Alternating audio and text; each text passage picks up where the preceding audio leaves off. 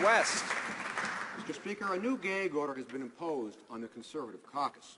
It's all but impossible to get Conservatives to utter the phrase income splitting.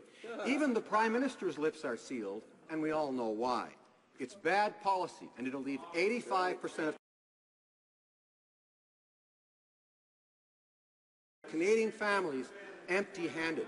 Today, the Canadian press agreed that's no baloney.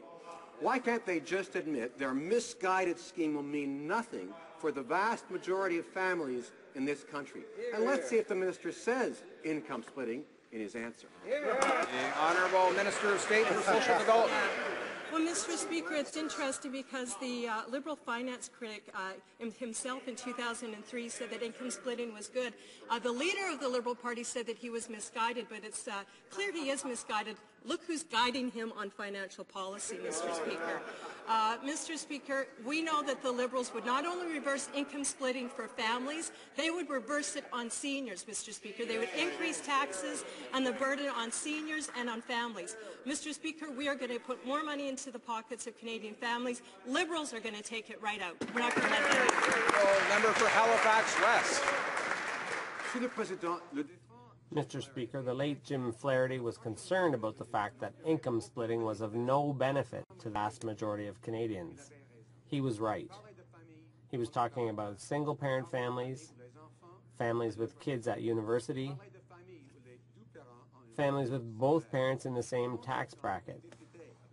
Meanwhile, an MP with a salary of $160,000 would get $2,000. How's that fair? The Honourable Minister of State.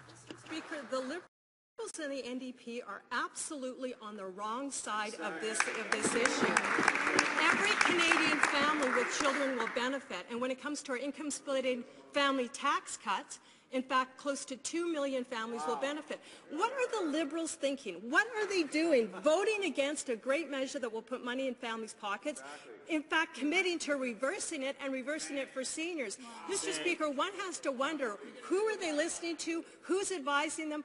Very, very bad policy, Mr. Speaker. Report Halifax West. Mr. Speaker, on Wednesday, the Jobs Minister suggested it's only stay-at-home parents who make sacrifices for their kids. Unlike what Conservatives believe, all parents make sacrifices to raise their children. That's right. Is this the real reason that Conservatives excluded millions of hard-working families from their income-splitting scheme? Do they actually believe millions of single parents and two-income families don't make sacrifices for their kids? Or are they just trying to buy votes?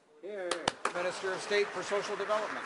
Well, Mr. Speaker, it actually was the Liberal member from St. Paul that said mothers who stay at home aren't really doing real work. So I think that's an incredibly disrespectful thing. Here's what we value. We value every single parent and every single family and respect their choices. So whether it's a single mom or a single dad, whether it's two-income families who are both working outside the home, or a family that decides, well, one will work outside the home, the other will stay and work at home, we respect their choices. We, Mr. Speaker, will continue to actually put money behind that respect in the universal child care benefit.